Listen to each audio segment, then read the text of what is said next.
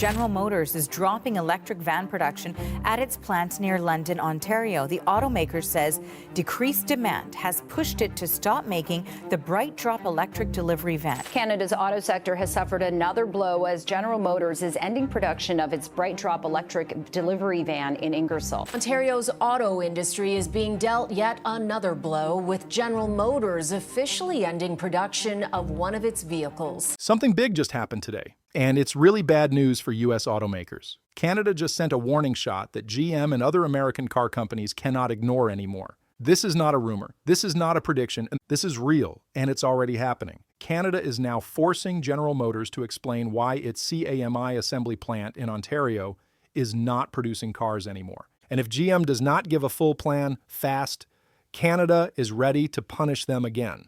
We're talking new tariffs, more money gone, and maybe even fewer GM cars allowed into Canada without paying extra taxes. And that is only the beginning, because the first punishment has already happened. A few weeks ago, Canada cut GM's tariff-free import quota by 24.2%. Yes, almost one-fourth of GM's Canada sales advantage gone overnight. And Canada is saying, fix your production in Canada, or more cuts are coming. This is the loudest message Canada has sent to U.S. automakers in years, and it is working. GM is now scrambling, trying to figure out what cars it should build in that factory again. But it's not just GM. Stellantis, the company behind Jeep, Dodge, Chrysler, has already been hurt even worse. Canada cut its tariff-free quota by 50%. Half of it gone.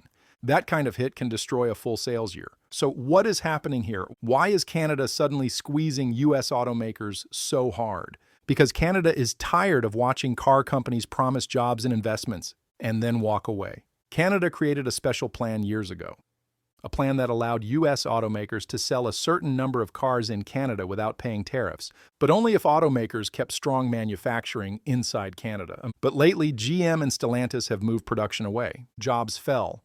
Factories slowed down. Canada said enough is enough. And here is the scary part. This is not only about hurting GM and Stellantis. It affects the whole U.S. auto industry, Ford, Tesla, and every car maker selling into Canada.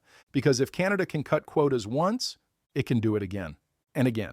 This could be the start of a brand new trade fight between the U.S. and Canada. And history shows trade fights in the auto world get ugly fast. Let's talk numbers. In one single year, U.S. automakers sell hundreds of thousands of cars in Canada.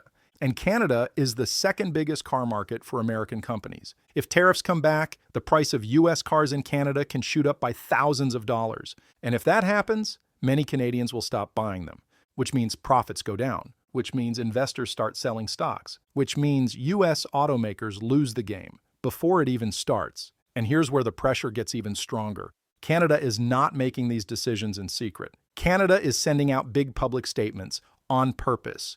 The goal is simple. Make the automakers feel the heat.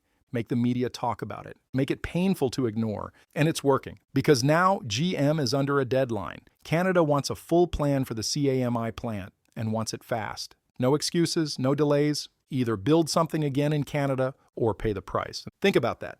A government directly telling a massive U.S. automaker, do what we want or your business loses money. That is not normal trade. That is power. Now let's zoom out. Because this situation is not random. This is connected to the bigger war inside the auto industry, the EV race, the battery race, and the green economy factory war between countries. The United States is pushing hard to bring EV production home, tax credits, subsidies, and giant factories. Canada is doing the same, huge money for EV battery plants and new auto jobs. So now it's a competition, a real race for who controls the future of cars. And GM just got caught in the middle. That paused EV van production in Canada. Canada got angry. Then Canada cut their quota. Now Canada is forcing them to restart something, anything, just to keep jobs alive. So what happens next? There are three possible endings. Ending number one, GM gives Canada a production plan. Maybe they build a new EV model there, maybe a hybrid, maybe something temporary just to keep the deal alive. This would calm things down, but cost GM millions. Ending number two, GM refuses. Then Canada could cut the quota even more, which would hit U.S. auto sales hard. Investors hate stories like that. Stock prices drop fast. Ending number three, the U.S. steps in. The U.S. and Canada could start a new tariff war, and everyone loses money.